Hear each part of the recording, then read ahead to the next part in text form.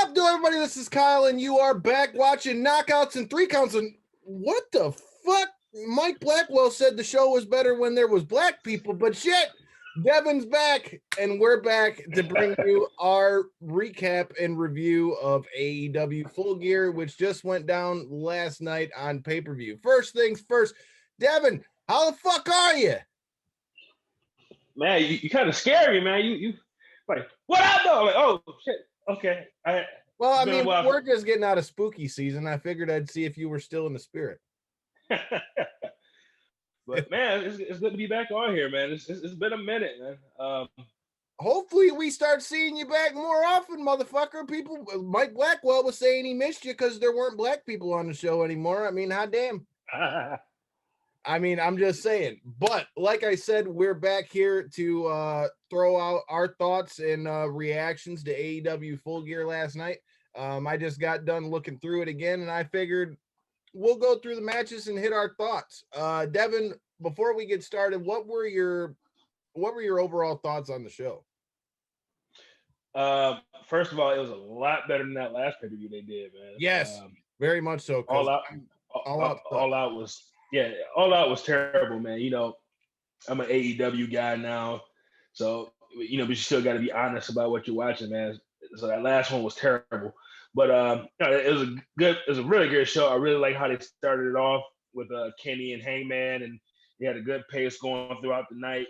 Got a couple criticisms and a couple praises. We'll get into that as we go through the card, man. But for the most part, man, I thought it was a really good show.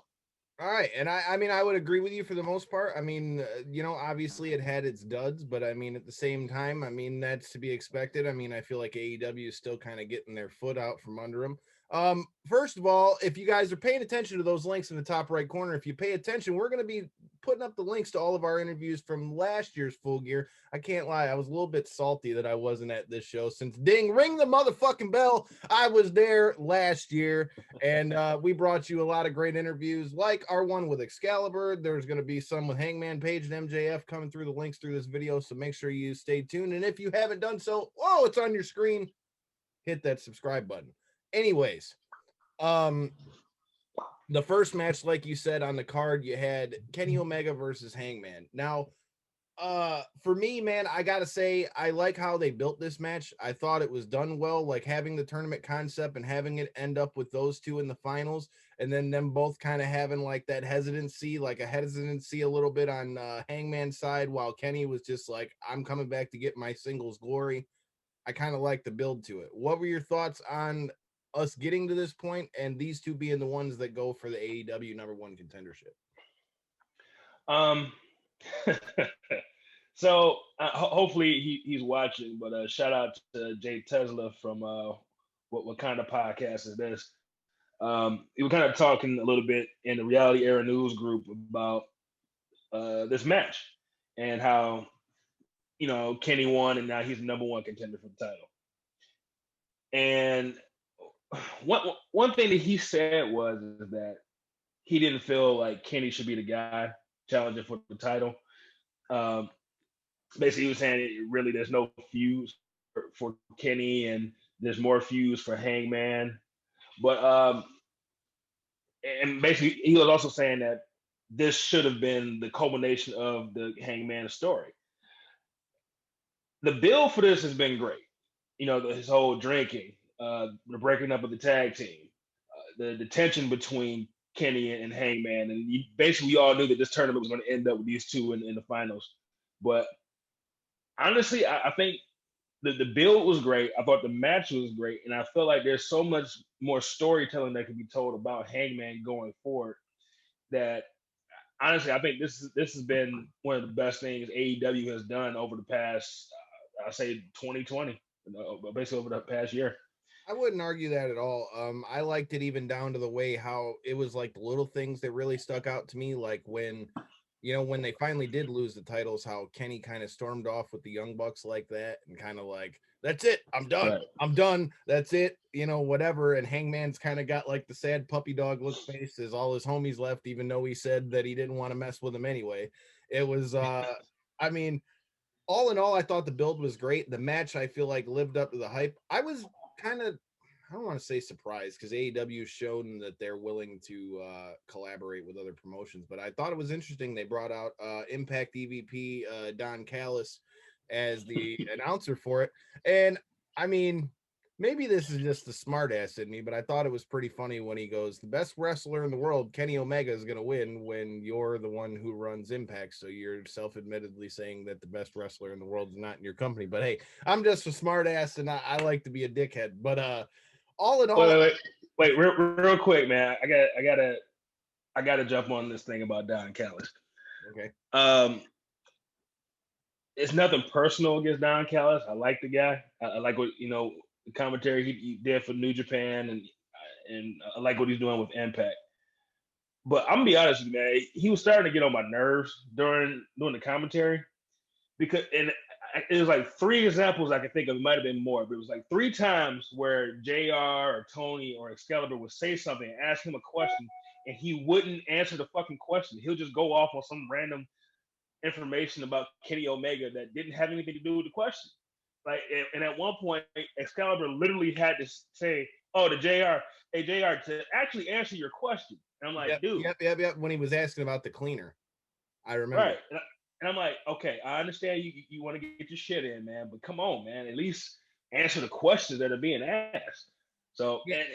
It was starting to get on my nerves a little bit, man. But that was just that too. I mean, it's a good segue too. I mean, I don't know what you think, but I think they pretty much illustrated that I think we're gonna see more of the cleaner coming out of this. Like, I feel like Kenny, I feel like we're gonna see a darker side to Kenny than anybody's seeing AEW. I think you're gonna see, a little bit to what New Japan fans were used to with the cleaner back in the Bullet Club days for Kenny Omega. I'm personally a big fan of that. I think it's gonna go well. I'll air too sweet you. I think it's gonna be good. Overall, I was a big fan of that match. I mean, they beat the shit out of each other. It was a good back and forth match. Right. All right. And another thing, I liked was when Kenny was going for the One Winged Angel. It's little small stuff. Like one, they kept countering each other's moves back and forth.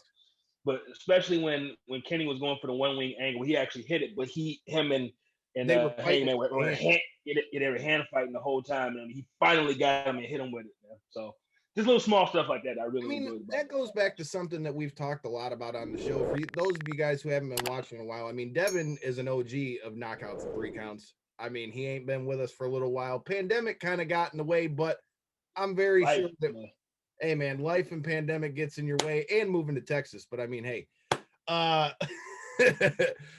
sure we'll see plenty more of Devin back here on the channel real soon. But I don't know. Like I said, man, I like those things, the things that make you, I mean, look, we all know it's pro wrestling, but I hate when it gets too like out the way to where they do too many spots to where it's like, bro, come on, man, this looks fucking choreographed. The fact that they're fighting back and forth, and even though Hangman's on the top of his shoulders, he's yanking down and he can't get him. But I mean, like I said, those little things are the things that I think makes the difference in a match and the hard fought, vibe that they're trying to go with. That being said, check out that link in the top right corner. Check out our interview with Hangman from last year's Full Gear. Anyway, next match on the card. Now, you can call this match filler, you can call it what it is, but I got to give credit where it's due before we get into the match with Orange Cassidy versus John Silver. John Silver is the classic case of a guy who made chicken salad out of chicken shit.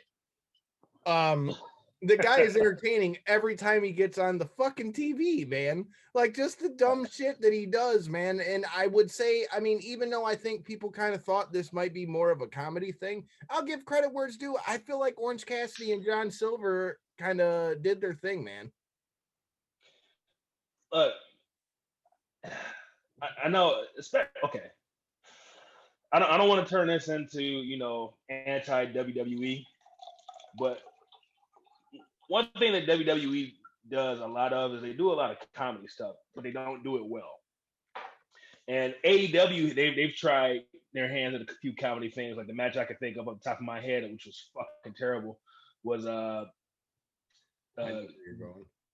I was gonna say, well, no, not that I was going to call him Goldust. Dustin Rhodes versus not Tyler. I mean Ty Dillinger. What's his name now? I can't. Why am I drawing a blank? Yeah, Sean Spears. Sean Spears versus Dustin Rhodes from, I want to say that was All Out this year. Yep. That match was horrible, and it was supposed to be a comedy match, and it was terrible. This was done right. I mean, Orange Cassidy is one of the most over people in the wrestling business right now. John Silver, he, like you said, chicken selling and chicken shit. The dude is hilarious, but the guy can go, man. I've actually seen matches between these two from Beyond and Independence. So I already knew this was going to be a good match, man. But I enjoyed it. And once again, small things. We all ripping his fucking pockets out. This motherfucker ripped his pockets out. Like a small thing. Like we all know. In your pockets no more, bitch. You ain't got no more pockets. Yeah, we all know Orange Cassidy puts his hands in his pockets and then kicks him in the knee. So like he just sat there and let him do it and just kept saying like, this doesn't hurt. This doesn't hurt. And then ripped his pockets off, man. Small things like that. But then, once you got past that, they just went out there, had a damn good match, man. And the Silver, the dude's been on fire. If you don't watch BTE, you need to check him out, man. That kid's going places, man. So I totally think the right person won with it. I think it was a good match, but I got a question to pose to you when it comes to Mr. Silver. I agree, and I think he's making chicken salad out of chicken shit, as I already said. But I mean, do you worry that with all the comedy stuff that they're having him do and the other guys in the Dark Order, how they kind of get clowned around on BT, although it gets them out there? Do you think that it messes with them credibility wise as far as to people actually believing they can get W's? Okay. It's kind of two questions there.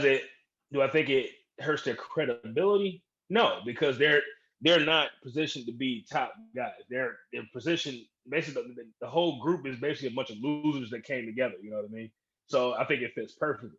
Now, if you talk about if it hurts his credibility to get wins, and yeah. I mean, no one expects them to really win matches, but that's not what their job is in that company. They're mid to lower card guys that help get other talent over and add a little comedy relief here and there, and then boost up Brody Lee as the main figure of. Well, you see, he tried to take Brody's move and it didn't work out very well. Right. Because he didn't have the mustache as mine. That's what happened. I got the handlebars. You got to have the handlebars to do it, son. That's what happened. But here's something that I've had to kind of learn and kind of accept, and listen to a lot of other podcasters, who have a lot of experience in the wrestling business. Everybody can't be on top. You have to have your top guys. You have to have your mid card guys. You got to have your bottom card guys. But it's what you do with that opportunity that defines what you're doing. And yeah, John Silver's at best a mid card guy, basically a bottom of the card guy. But we're talking about him in good terms right now. So he's definitely doing a very good job at what his role is with the company. I agree. Like I said, I think it was a good kind of like we've always heard, like past guests of the show, Bruce Pritchard, which at that link in the description, you can check out all of our past podcasts on Apple Podcasts or wherever you get your podcasts. Anyway, something that he talks about, is a good pay-per-view.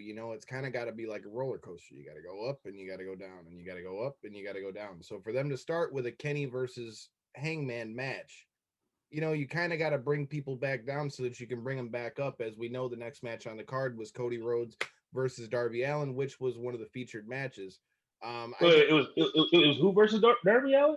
Cody Rhodes, excuse me, not just Cody motherfucking Rhodes. WWE finally got the stick out of their ass and took the trademark out the way.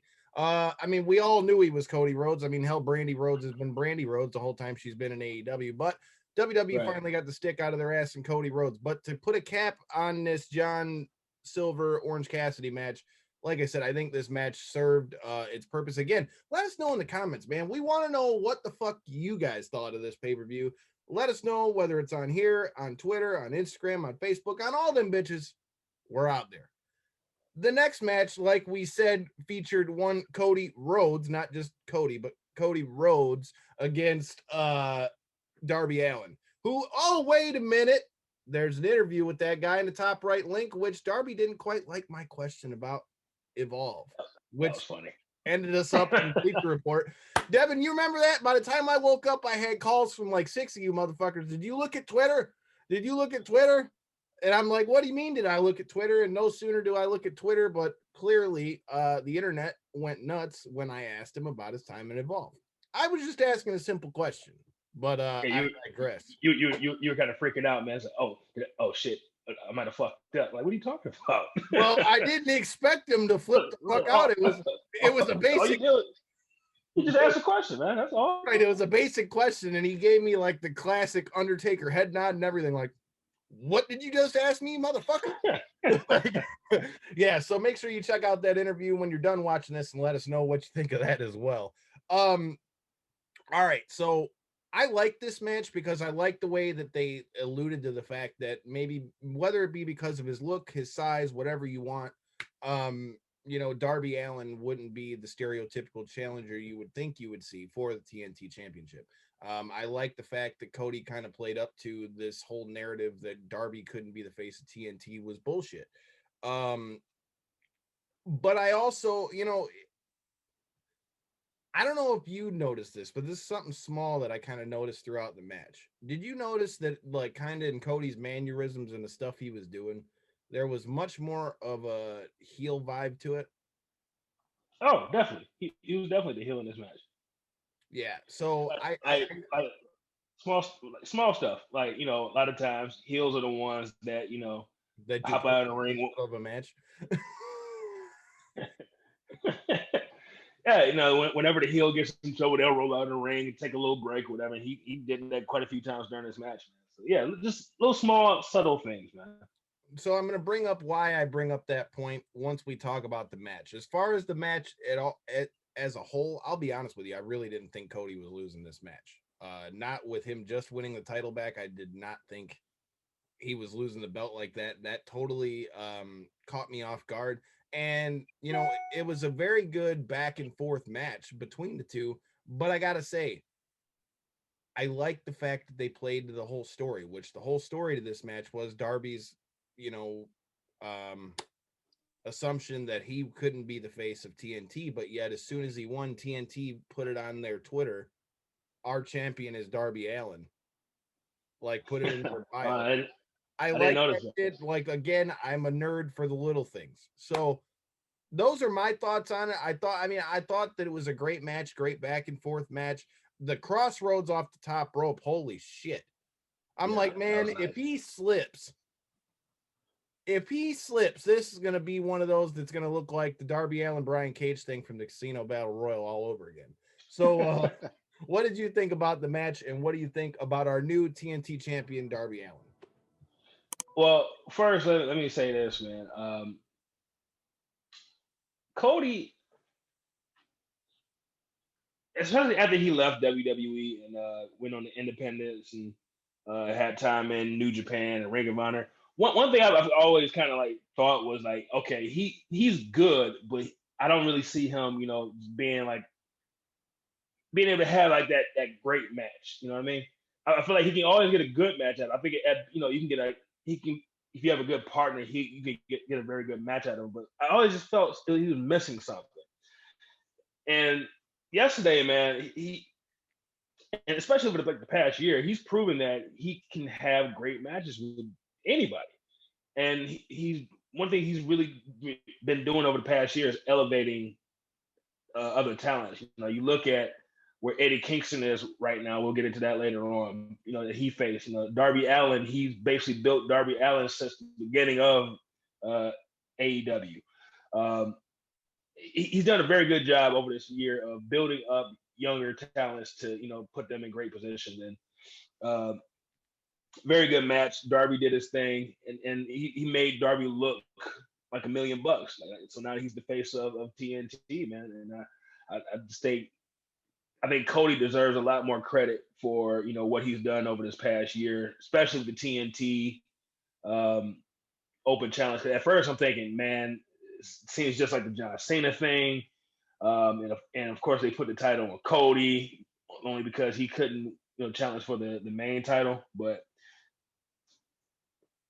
great job over the past year. Great job tonight making Darby Allen look great. I agree, man. Like I said, I feel like a lot of the criticisms that you've heard towards Cody to me have been a lot of times I feel like they're outwarranted. I feel like a lot of times he catches a lot of flack just because, he's got the Rhodes name, he's one of the EVPs and all those things. But, if you really think about it, if a guy was an EVP and all you were trying to do is put yourself over, I mean, he took himself out of the world title picture with the stipulation that he made. Right. TNT title, although he had a long run with it, like through most of pandemic until he lost it to Brody Lee, like you said, he built that title up by building up lower guys along the way. So yes, did Cody win and retain the title? Yeah, but he also helped, build a lot of guys. Like you said, I mean, Eddie Kingston, I don't think has the pop that he does going into the main event, much less who knows if he would even have been in AEW if things weren't done that way. So I feel like he gets a lot of unwarranted, beef. Like, okay, so he's got the TNT title, but I mean, the man can't win the world title. I mean, what do you expect him to do? He's still a top guy. He needs to win. Overall, I thought it was a great performance from both guys. But the thing that I got going out of this match that I'll touch on briefly, and you can give your thoughts as well. But like I mentioned when we first started talking about this match, Cody had a real heel vibe to him in this one. Arn, after the match was over, seemed very pissed off and annoyed with the way that Cody handled the end of that match. Now, we've talked about before that we thought there could be a 4 Horsemen coming up. If you look at this card, Cody Rhodes lost. The FTR lost. I'm just saying.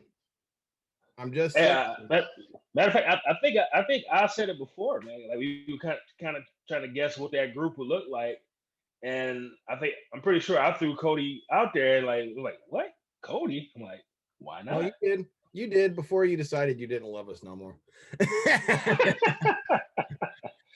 Yeah, like I said though, man, I'm looking forward to that. I think it and that's my thing too. Like I feel like wrestling fans, especially in 2020, because we know so much, I feel like people are so quick to jump on, well, there's not enough storylines for this or that or the other. Why can't we just have like the little cliffhangers and see how the shit plays out?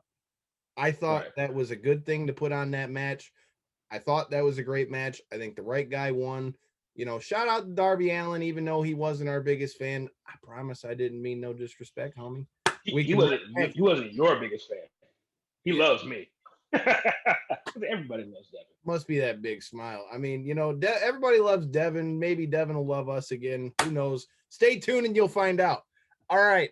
The next match we got on the card, to be honest, I feel like highlights one of the glaring weaknesses for AEW.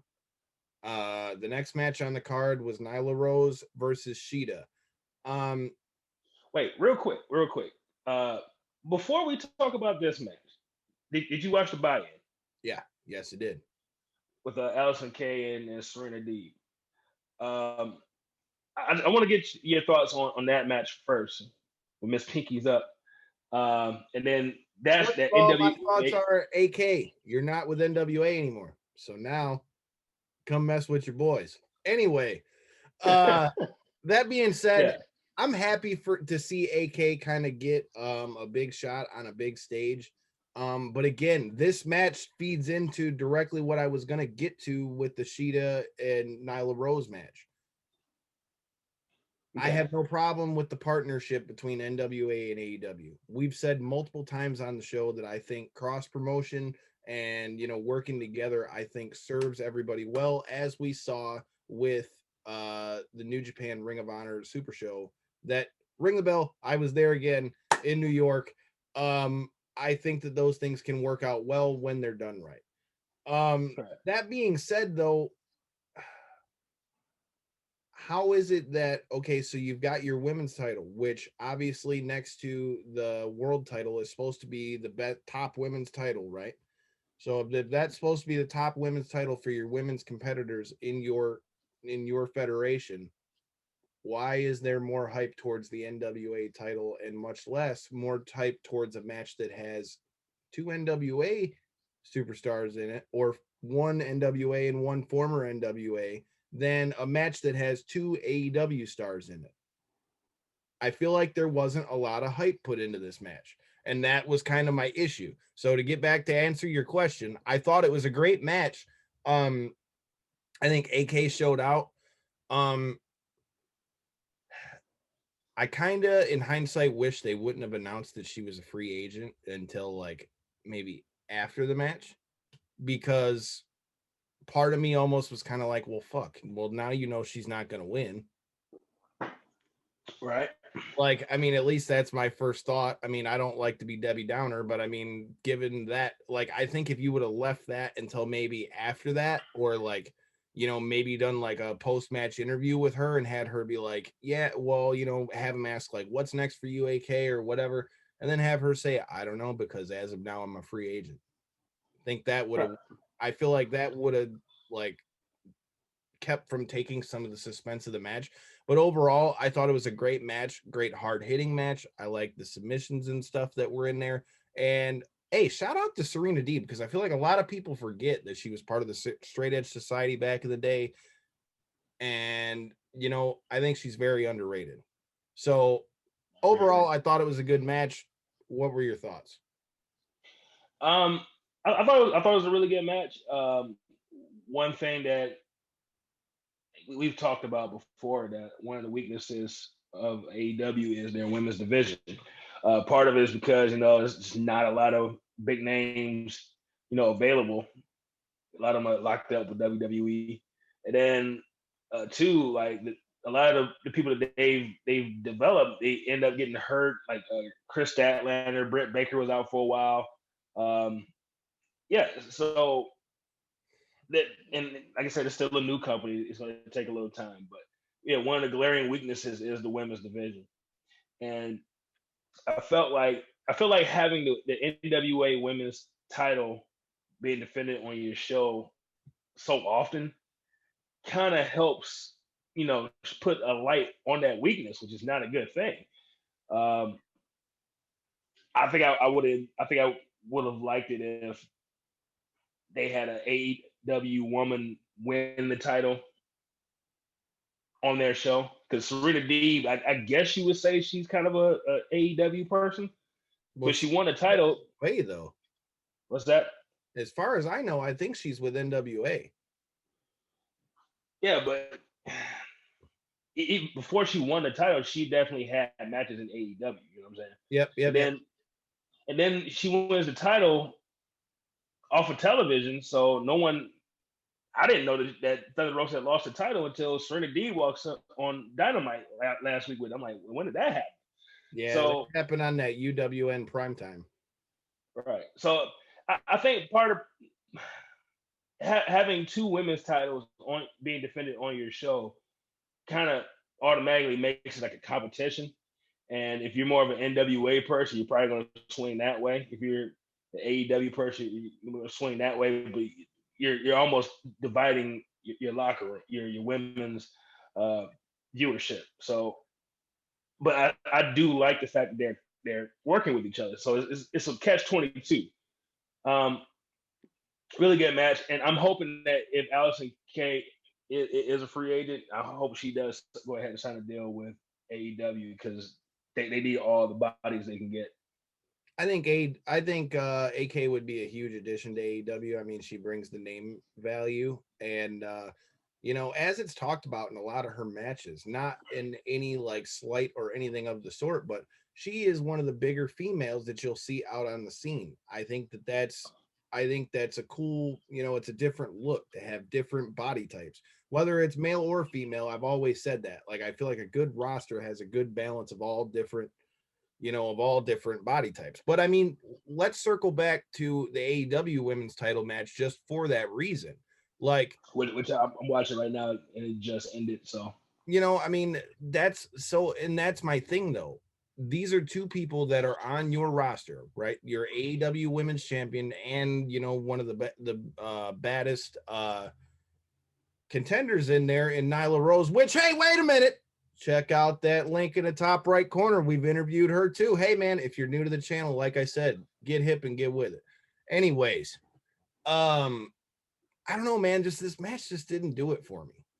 It just didn't do it for me. Because they've already ran this match a couple times. Right. You know, so it's kind of like I've already seen this, and you didn't really give a real reason to make me want to see it again. But one of the things that was interesting to me coming out of this match is, do you think that they're already getting ready to split Nyla and Vicky? They kind of tease that, or it's going to be one of two things. Either they're going to split, or Nyla Rose is going to turn the intensity up. Is one of the two. Because when she's going to kill them all. Huh? If she turns the intensity up, she's going to kill them all. She's already bigger than all of them. Exactly. That's exactly my point. So when Vicky slapped her, I'm thinking, oh, she about to beat the hell out of Vicky. But no, she kind of like tucked her tail and walked away. So I'm like, ooh, we're going to get intense Nyla Rose. If you remember when she lost the championship against Riho, after that, she got really upset. She started power bombing everybody through tables and just attacking people. And she cut this great promo like, I break bitches. I remember. Yeah. But she's kind of lost that intensity, man. And I think they're building her back up to be the actual beast. Like she's kind of been like a little bit of a mouse lately. Well, I agree. And that's, like I said, again, I just hope in 2021 that we can see more of especially with as much as to be fair, again, they're impacted by COVID, but we've heard them talk a lot about how they wanted to build up their women's division, how they wanted it to be, Joshi centered in a lot of ways with Kenny Omega's influence and all those different things. But I feel like a lot of that, at least when it comes to the women's division, hasn't panned out.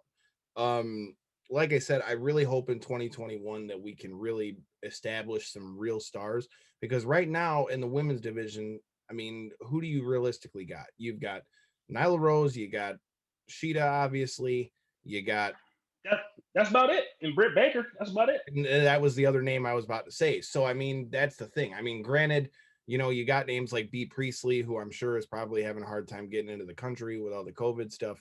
But dude, it's Statlander out with an injury. They were getting ready to build her up. Yeah, you know what I mean? Like, I just feel like this just shows all the more need that I hope AEW will take this seriously. And since they don't have another pay-per-view until Revolution in February, please take this time to build up some legitimate contenders for the women's championship. Build up some legitimate threats. I'm interested to see what happens with Nyla, but like I said, I could do without seeing Sheida and Nyla go at it again for a while. Yeah, me too. Next match on the card is a card that I know both you and I have talked about at great length of wanting to see. We finally got to see it tonight. It was the Young Bucks versus FTR, or the Revival, or whatever you want to call them.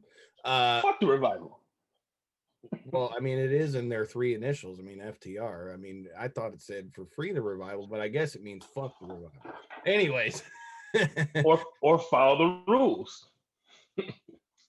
Well, technically they didn't follow the rules completely either.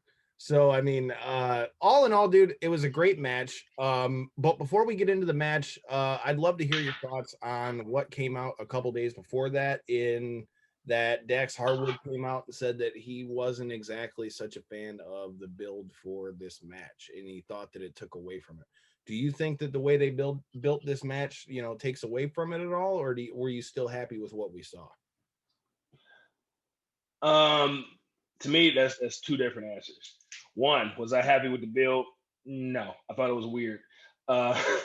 Basically, for the past 2 months, you've been billing the Young Bucks as heels. They're going around, kicking referees and announcers and stuff like that. That's heel stuff. Well, FTR is already a heel tag team, but then it seemed like last minute they kind of made them baby faces again. So it was like, what was the point of building them up to be heels all this time to 2 weeks before the pay-per-view, making baby faces again? They kind of tried to explain it by saying, when we got back to who we were, when we had an edge, we got this opportunity. And then throwing that stipulation in there of, if they don't challenge for if they don't win the titles, they won't challenge for it again. I'm like, well, you kind of went to that well already in less than a year. And now it's like, I kind of know you're going to win the match. I don't see them doing that, twice with, all their VPs. Because then it's like, well, what's the point? What's the point of having you as one of the best teams in the division, or having Cody one of the best guys in the heavyweight division, and you can't even challenge for the titles? Like, why do that? So I already knew they were going to win at that point. So I'm with you on that, except I kind of got where they were trying to go with like the Young Bucks having more of that edge. Like I liked that part to it, but I will say that the way they like kind of like meshed that whole build and story together, especially for all the hype that was there going into it, kind of threw it off a little bit. I definitely, like I said, the build wasn't exactly what I would have hoped it to be. As far as the match itself to me, I thought was great. And, this is a good sidebar. So Corey, who was watching it with us, who, when we get you back on the show, we all are going to have to mesh it up. Corey, is a self-admitted non-wrestling fan. So right. I had Corey, we were watching Full Gear while we had the UFC on as well. And, Corey was watching this match and he said, I got to give credit where it's due. He goes, I'm not a big wrestling fan, but I like that match because it wasn't so corny. Like, and what he meant was he's not the biggest fan of like all the comedy stuff, or like when you're watching a match and you look like, why the fuck would you do that?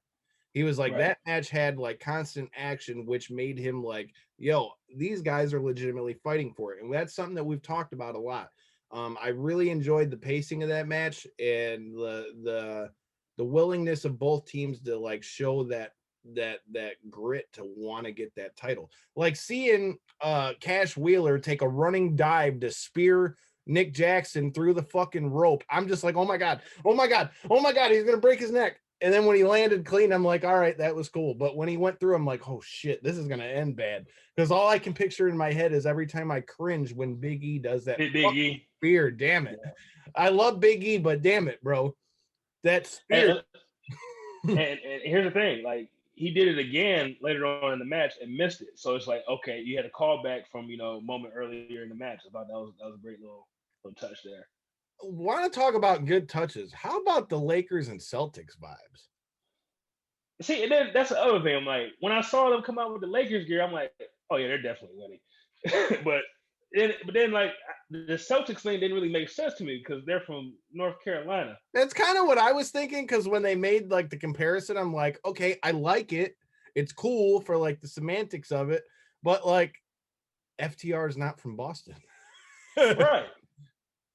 Neither is Tully Blanchard. So like at least you could have said like I didn't get that.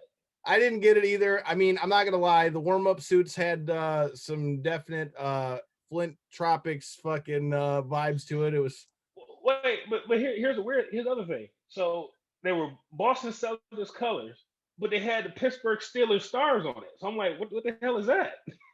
and they're from North Carolina. Like, it didn't make sense to me at all. So that threw me off. Like I said, I wanted to see what your thoughts were with it. But all in all, I thought the match was good. And I really do think that the Young Bucks needed to win this match. I really do. Because I feel like they backed themselves into a corner almost with them saying that if they lost, that they weren't going to get a title shot. Like you said, that's the second time you've went to that with your EVPs in less than a year.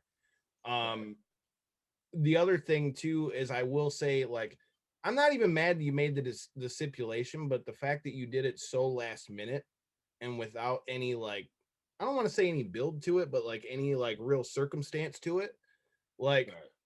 I feel like it kind of took away from it. It was kind of like, well, we're saying that if we don't get it, fuck it, we're not challenging again. When Cody did that shit, they built it up and dragged it out. And like you just said it. It was like no reason for it. You just threw it out there. Like, oh, if we don't win, we don't get the belts anymore. Like, all right.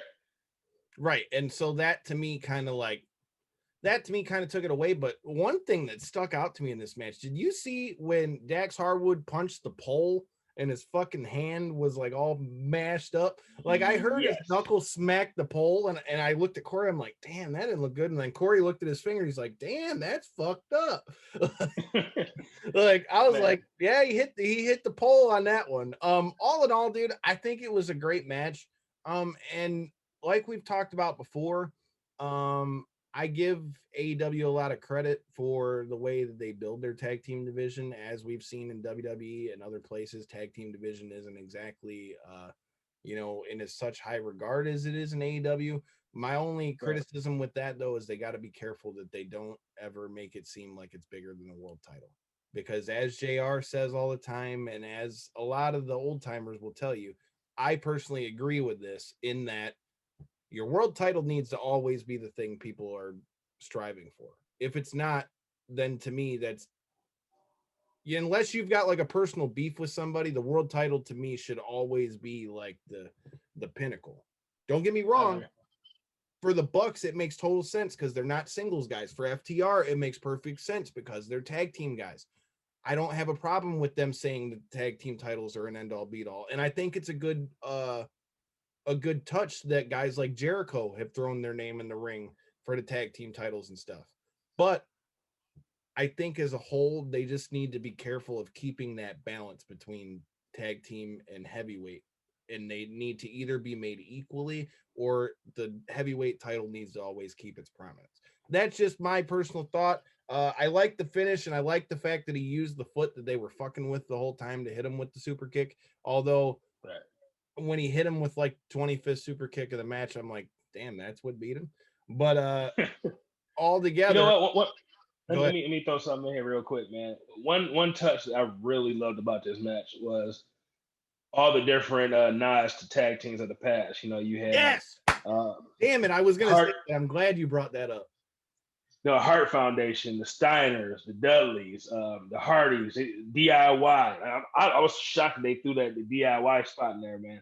So they definitely paid homage to a lot of the great tag teams in the past, and in present times too, man. So I thought that was a very good touch in this match. I'm so glad you brought that up because that was something that stuck out to me that I forgot to mention. So see, there's a reason. See, this is why we got to bring you back, man. It's always two minds are better than one. And hey, it's only 1 o'clock here, and it's one of my only days off. So fuck y'all.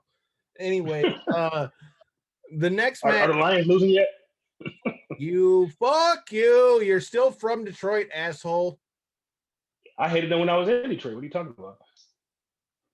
We already got enough dirty shit. Next match, man.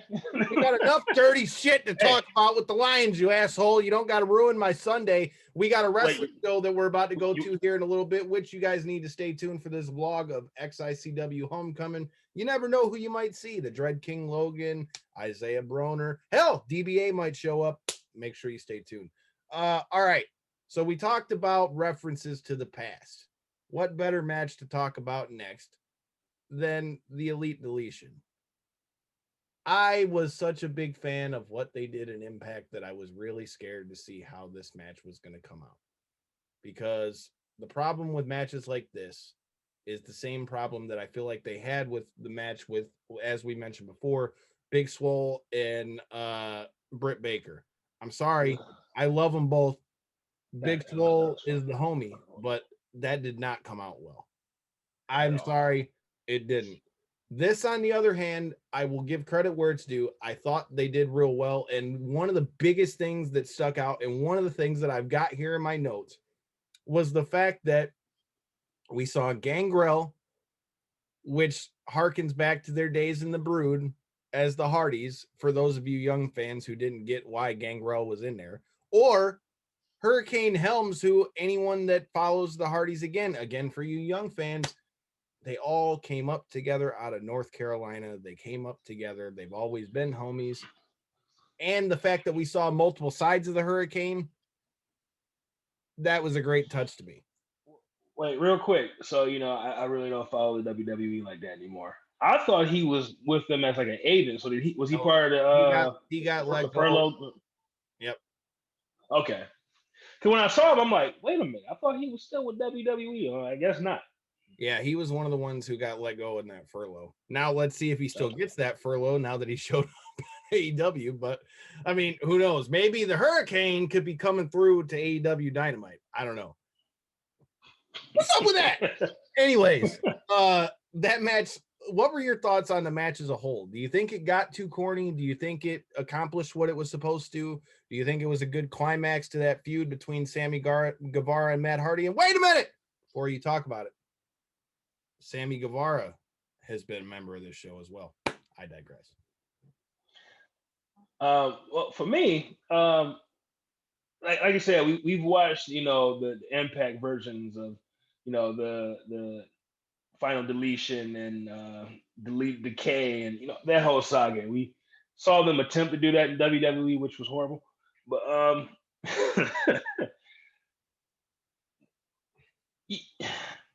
first of all, whenever you watch these, you have to go in with the idea of this is not going to be a regular wrestling match. This is something completely different. Serious. Right. But but it wasn't serious. Right. But I enjoy the older ones, and I enjoyed this one too. I like how they, threw a call back in there.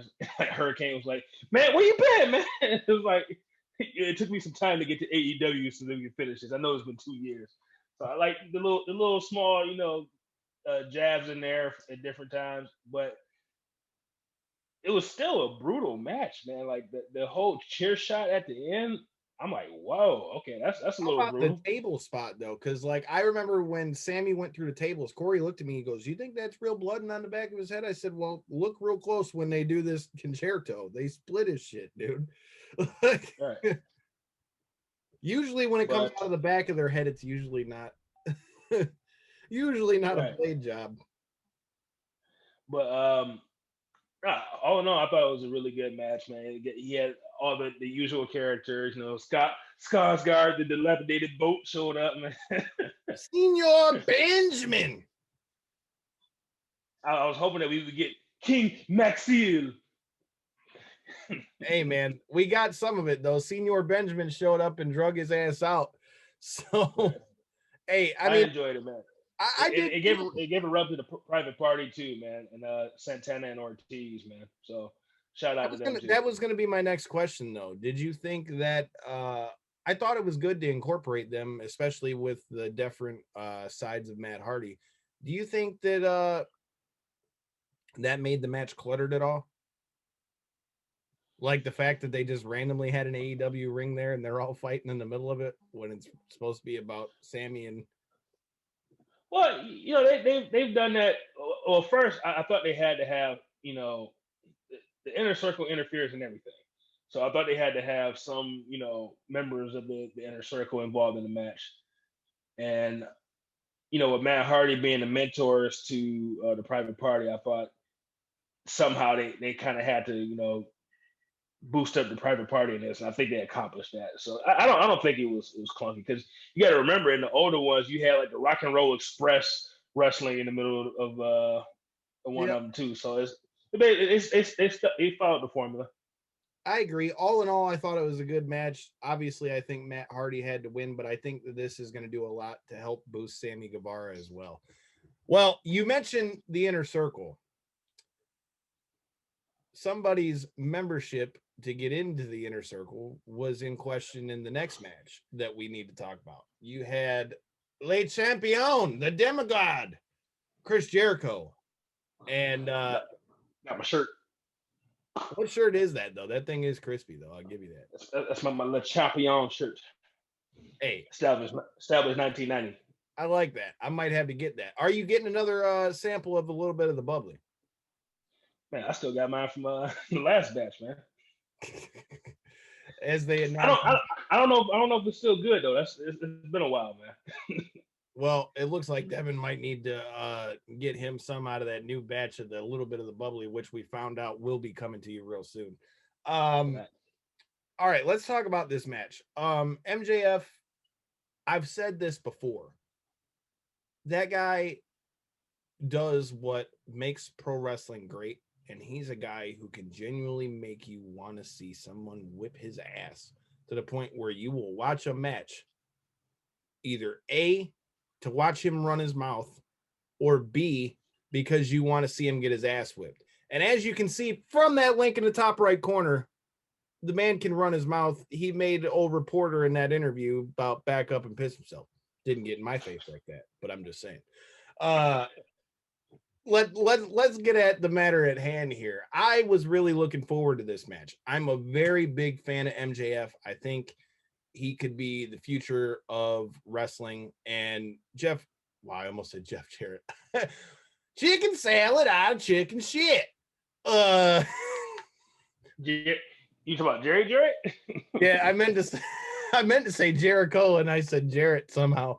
But I don't know, man. Chris Jericho has really, to me, in AEW, cemented the fact that how good he is and the way that he's able to get other people over while still not losing anything in his own. The match itself, I thought it was everything it needed to be. I liked the fact that you had Jake Hager out there on his side and Wardlow on the side of MJF, but I liked the fact that they stayed out of it.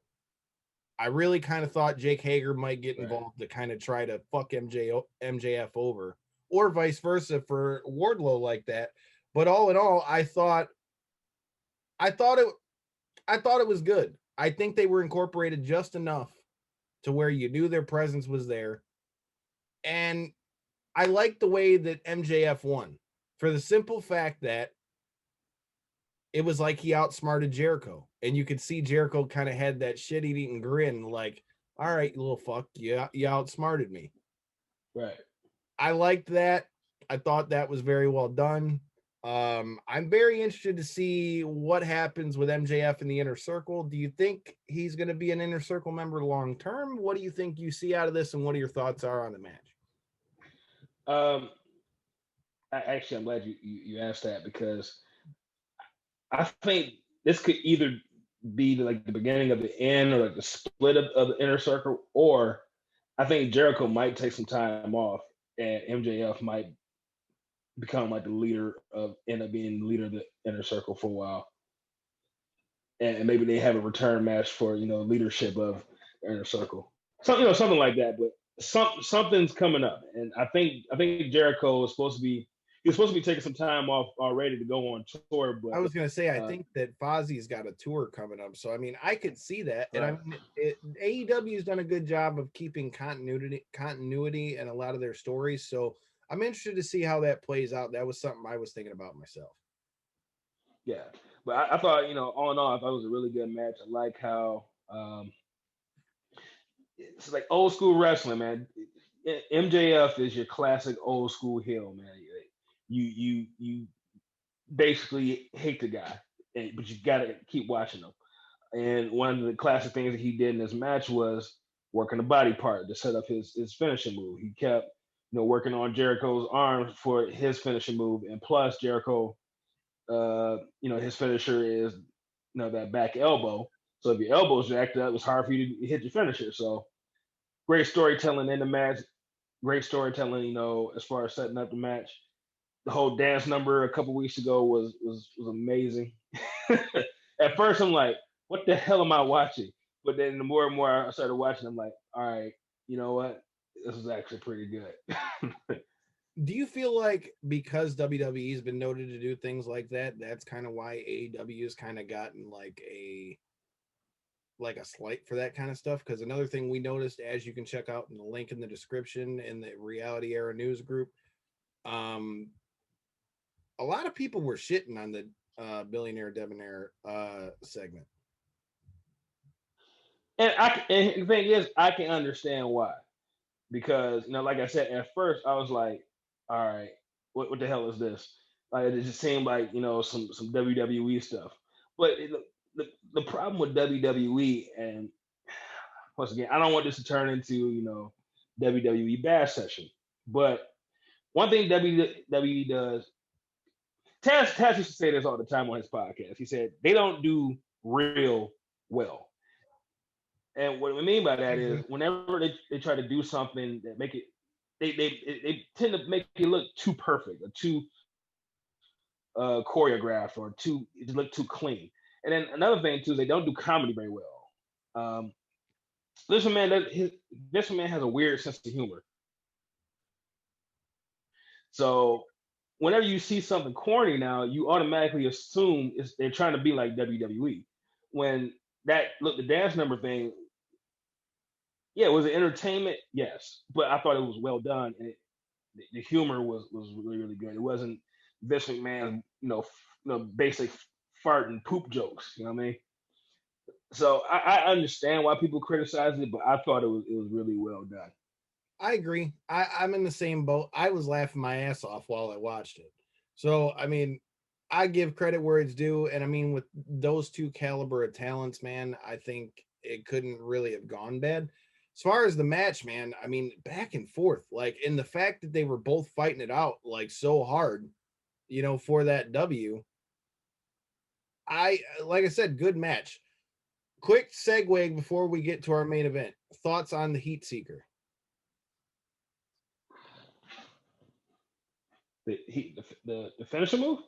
So his move, the Heat Seeker, where Jericho's strung out over the ropes and he runs up, catches him, and then does over the ropes, and then does the pile driver. Yeah.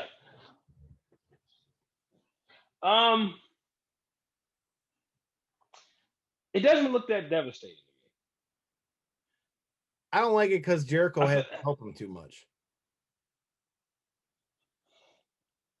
Yeah, it looks cool, but it doesn't. It didn't really look devastating. It looked like he just kind of fell. But it's one of those, like you said, like the whole realism thing. Look, yeah. Even if I'm hurt, I am not gonna sit with my fucking head out and let you jump. And here was the thing: he went for the first time. Jericho pushed him off. He comes right back and does the shit again, and I'm like, come on, man. Jericho's too smart for that shit. Right.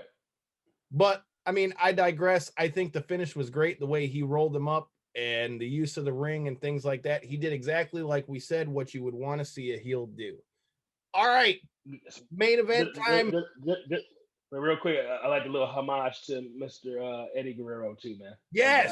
Yes, bro. The lion sheet and stealing, dude, it was great. And to do it with somebody like that, with Jericho, I'm sure Jericho had some input on that.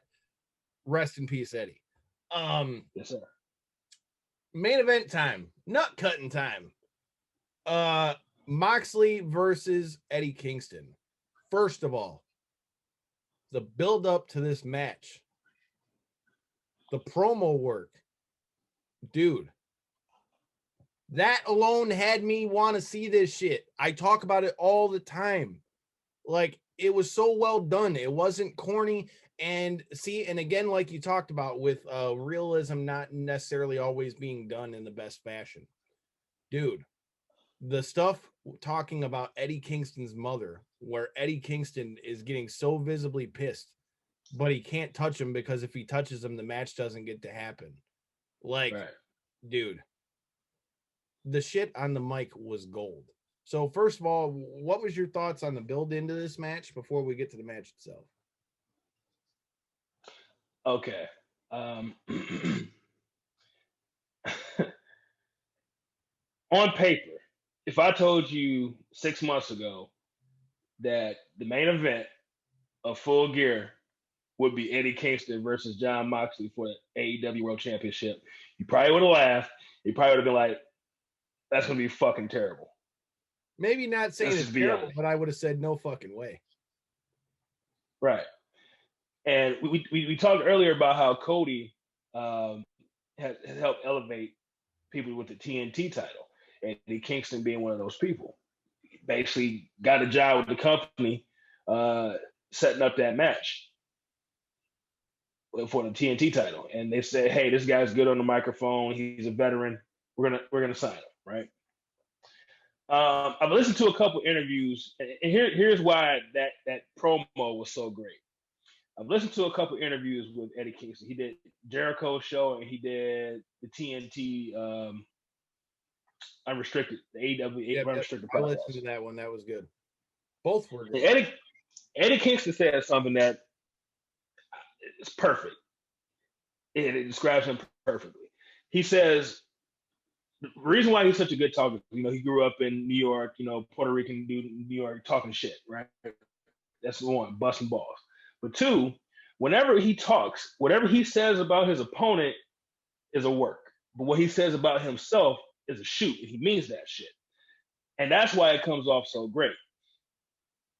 The dude, he made it so personal with Moxley. But if you think about it, the things that really hit was the stuff he was saying about himself. Like, hey, I'm going to take that title and give it to my mother and say, this is why you don't have any grandkids. This is why you don't have a daughter-in-law, because I've been working 18 years for this. I'm like, hit right there in the heart, man. And then, oh man, the other great thing about it, if you watched when Moxley, retorted, and he mentioned his mother, you could see him getting upset. I don't think they planned that. I think, they might have, hit it, say, I'm gonna say a couple little things, but I don't think they planned that. But one of the great things was how they shot it. Eddie Kingston turned his back to Moxley. He was looking at the camera, but the whole time Moxley's talking, he was over his shoulder, going from shoulder to shoulder, like he had the devil and the angel on his shoulder, man. It was shot perfectly. That right there, I know we said this before about Cody. I think it was getting ready for the title match. He said he had one of the best promos we've heard in years. No, this one with Eddie Kingston and Moxley, that was one of the best promos I think I've ever seen. And I'm not just saying that, because of recency bias. No, that was one of the best promos building up to a match that I've probably ever seen in my life, because it felt so real. Like, even if you didn't watch wrestling, if you watched that, you'd be like, oh, I want to see this, because those guys are gonna beat the shit out of each other. Like, and now everybody was that saw that. I think everybody at least wanted to see, or at least find out how a match that 6 months ago nobody would have gave a shit about. I think everybody that's a wrestling fan wanted to see that match after that. And that's how you build a pay-per-view. I agree. And then the thing is, I feel like what they did in the match actually delivered, right? Because they built this match up like we're going to beat the shit out of each other. A lot of times when you see that, unfortunately, it can't live up to the hype. But purely from the amount of blood loss to, I don't know, suplexing a man on thumbtacks and then dumping a bottle of alcohol all over his back. Oh, like, never seen that one before. Corey was watching it with me, and he was in and out because we were watching fights too. So like when he saw that, he's like, "What is that?" I was like, "That's rubbing alcohol." And like he watched him get suplexed into the tacks, and then when he dumped it, he's just like, "Oh fuck!" He's like, "Yeah, I can imagine where that would hurt." And I'm like, "Yeah, fuck that, fuck that." Like I said, they really went for it. And that's one thing I got to give credit to AEW for, man. Like, at least when they do go the hardcore route, they really go that route. Again, ding, ring the bell. I was there last year, and when they did the suplex off the stage through that barbed wire board, bro, dude, the whole arena, including myself, stopped and was like, "What the fuck, man? Like, what the fuck?" They're having to like pull him up out of it and shit. And I'm like, it's dope, but like the fan in you, even though you want to see the shit, like you care for him to a degree. So you're like, damn dog, the damn, like, damn it, he's stuck. Like, yeah, dude, like it'll get you. And I thought they did a really good job with that stuff in the match. And shout out again with the little things. Shout out to Eddie Kingston with the reference to Tracy Smothers on the way in. And I liked the way that Excalibur really chimed in with the relationship they had. And even when he pointed out that he came back to Detroit, which, check out the link. You can see our interview with Excalibur where he talks about his time in the Detroit wrestling scene. As you heard in that match, they were coming to Detroit with Bryce Remsburg for a match here in Detroit. Just saying, you might want to check that out. And I'm glad you said that, man, because that was something I was going to bring up. I felt like the two unsung MVPs of that match was Excalibur and Bryce Remsburg. Excalibur telling the great stories and, basically setting up, talking about the relationship between those three guys that was involved in that match, Remsburg, Moxley, and Kingston. And then at the end, when Moxley wraps the barbed wire around his arm and puts him in that bulldog choke, and you just see the pain in Kingston's face, and he doesn't want to give up. But all three of those guys in that match knew that Moxley was not letting go of that hold. And Bryce Remsburg, if you hear him, he said, Eddie, man, come on, just it's over, bro. Man, come on, man, it's over, man. Just say it.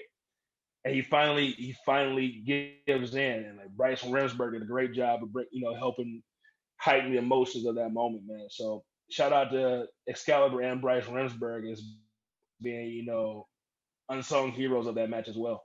I agree, man, and that's the one thing I will say that I've loved with AEW as opposed to WWE. Obviously, in the recent, especially during pandemic, AEW's done a very good job of holding their storylines, which to me, I feel like, as we've talked about multiple times in this video and on the show, I just like when they're able to keep it continuity. You know what I mean? Like, make it make sense. Like, make the different things that you put in there, make it all make sense. I mean, not everything's got to go together, but make it make sense. I mean, like I said, I feel like that's been the one area where I can honestly say AEW has definitely been beating WWE, aside from the storyline with Roman Reigns and Jey Uso and the Wild Samoans and all that shit. That was done very well. Just saying. Hey, Kyle, what's Retribution? You don't want to know. Okay. I keep hearing people shit on it, and I'm like, so Retribution was basically like their anti like WWE thing, where it was like a group of these guys who got like shit on basically, which Ali ended up being the leader, and you had Dijak, and even though they were calling him T-Bar, and you had Mia Yim, and I don't know what the fuck they were calling her. Wait, that's gonna be my next question. What's a T-Bar? A Dijak with a mask on. Okay. All right, but, that's enough. That was all I was trying to get at. Like I said. Anyways, hey, how's that Raw Underground thing going? Fuck, I haven't even, I don't think they're doing it no more. But going back to this match, man, like I said, the way they finished it, I thought it was a great climactic finish, especially with as much as they built up the choke thing. And hey, shout out to past guest of the show, Justin James from the UFC. I know you said that you've been seeing Mox around the gym. You know, if you put in a word and slide it to the homie. I'm just saying. Anyways, the thing that I want to talk about before we end this video is, what do you think about where we go from here? As we saw at the end of that match, Kenny Omega came out. You know, him and Moxley had their stare down. I have to say, I am looking forward to a rematch in this because I feel like it's a totally different match than the first one. I feel like Kenny was kind of like trying to prove, that he was about the hype in the first match. I feel like in this match, he's kind of got his mojo back and it's like, look, motherfucker, I'm coming in as the cleaner. And you could kind of see the Moxley tell the difference in a lot of ways.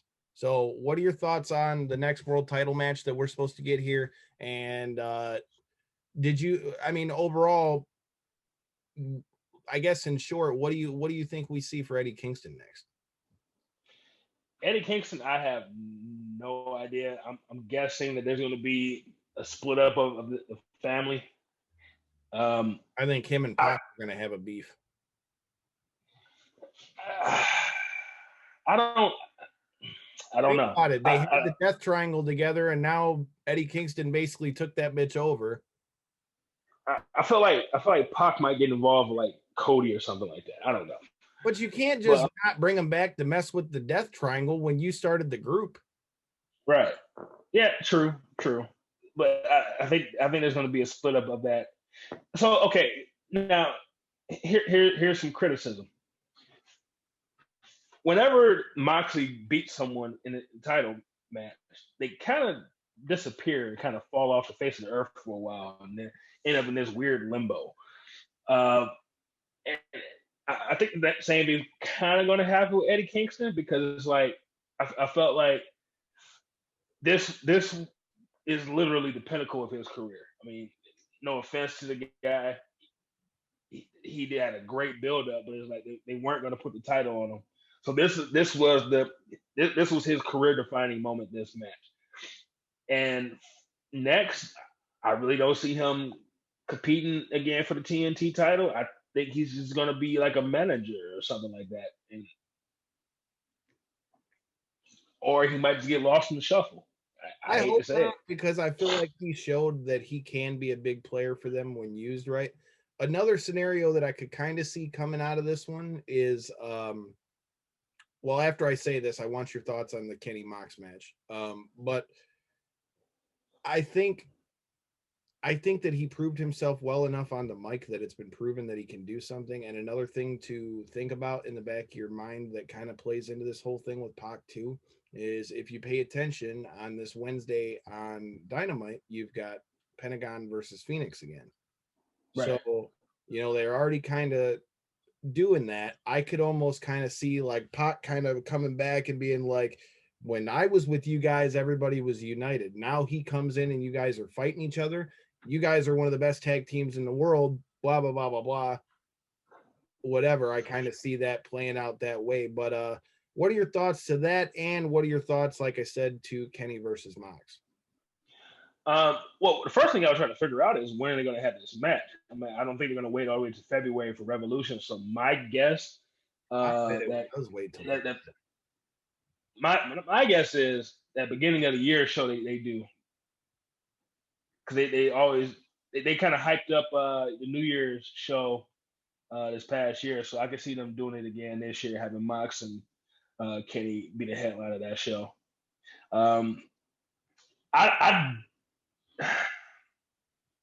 I feel like it's time for Mox to lose the belt, and I think Kenny's the guy, but I also don't think they're going to do it. I really don't have a good reason why. I know that's not good podcasting, but I really don't have a good reason why. I just don't think they're going to take the title off of Moxley yet, even though I think it's time for that. Well, we're just going to blame that on you've got juice, but not podcast juice. So that's what we're going to blame. Yeah, man. Drinking pineapple juice, man. Like I said, you're drinking juice, just not podcast juice. But I don't know, man. All in all, like I said, I think Kenny, it's about time Kenny kind of gets made as a serious singles threat. I don't really know when we're going to see that. If I had to guess, I'm going to go with Revolution on that one, unless it could be the New Year's thing, like you said, but I'm leaning more towards Revolution. All in all, I thought it was a much better outing for AEW than All Out was. I'm very interested to see what happens with that. And I guess one more thing before we get out of here, what are your thoughts on the bunkhouse match? So